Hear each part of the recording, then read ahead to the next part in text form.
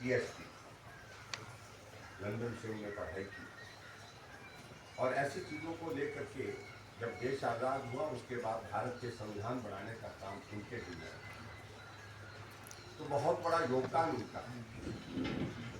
लेकिन इन सारी चीज़ों को लेकर के लोगों के बीच में ठीक तरह से बातें जानी चाहिए।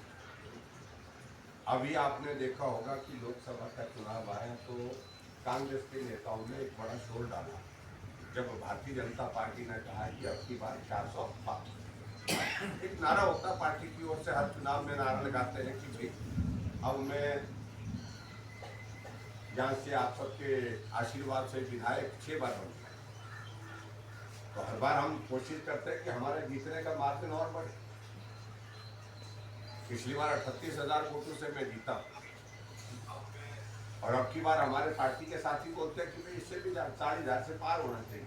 ऐसा पार्टी ने भी हिमाचल के पूरे देश भर में 300 सीटें जो है 2019 में जीती थी लोकसभा की, तो 2024 के चुनाव के लिए पार्टी ने नारा दिया 400 पार। जैसा ये नारा दिया तो कांग्रेस के लोगों ने प्रचार इस बात का किया कि 400 पार इसलिए बोल रहे हैं ये भारतीय जनता पार्टी वाले कि ये संविधान को बदल। आपने भी सुना होगा कि थोड़ी बातें आई होंगी आप लोगों के बीच में कि भैया संविधान खत्म करने का मतलब ये हुआ कि प्रचार जो हमारे अनुसूचित जाति के लोगों के बीच में ये किया कि जो आरक्षण आपको मिला है वो आरक्षण को ये समाप्त खत्म कर दिया। ये प्रचार हुआ बड़ा भारी।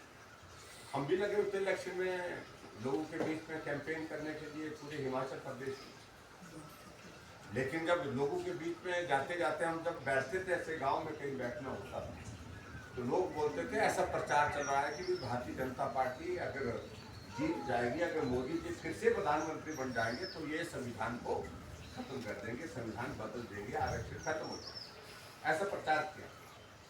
तो हम उस बारे में पूरा जो 15 दिन से हमारी पार्टी का पूरे देश भर में एक अभियान चला हुआ, उस अभियान कि भारतीय जनता पार्टी ने डॉक्टर अंबेडकर जी के सम्मान में क्या किया। जो कांग्रेस पार्टी की सरकार थी जब नेहरू जी के नेतृत्व में जब वो जिंदा थी, तो तब उन्होंने डॉक्टर भीमराव अंबेडकर के साथ क्या किया, ये सारी चीज़ों की जानकारी अभी तक लोगों को है। इसलिए उस अभियान के अंतर्गत हमने पूरा ये तय किया जब हम जाकर के अनुसूची जाते, उसमें नेहरू जी कभी नहीं चाहते थे कि भारत का संविधान बनाने के लिए डॉक्टर भीमराव अंबेडकर जी को संविधान सभा का अध्यक्ष बनाए। उन्होंने किसी और नाम का प्रस्ताव रखा था, लेकिन उस वक्त सब लोगों ने डॉक्टर भीमराव अंबेडकर जी के बारे में बात रखी, और ख़ास तौर से जो लेडी माउंटबेटन थी, उन्होंने कहा कि लीगल पृष्ठभूमि कानूनी होने के साथ में इनका जो नॉलेज जो है वो ज़्यादा है बाकी की तुलना में, इसलिए इनका संविधान सभा का नेक्स्ट। और जो लेडी माउंटबेटन जो थी उनकी बात को खिलाफ माना गया, उनको संविधान सभा का नेक्स्ट। ऐसी बहुत सारी चीज़ें। और डॉक्टर भीमराव अंबेडकर जी ने लोकसभा के चुनाव लड़ा,